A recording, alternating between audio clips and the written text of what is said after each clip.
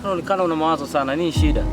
Brian, nimejitahidi kadri niwezavyo na kesha na chora, lakini sigeni chochote. Sioni mabadiliko, yani bora nikaacha uchoraji kabisa. Kelvin, mbona unahisi kukata tamaa hivyo?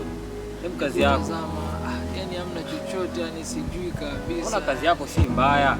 Kipaji kinakuwa kwa kufanya mazoezi na uvumilivu pia. Nimejitahidi kadri niwezavyo ila sioni chochote jamani. Kelvin, useme hivyo sawa?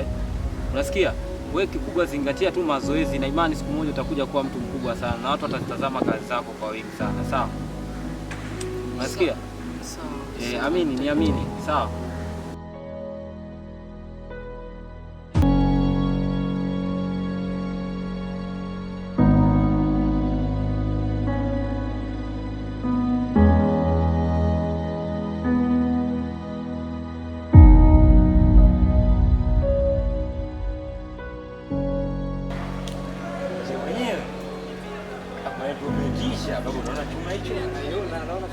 Naona kweli kaendelea.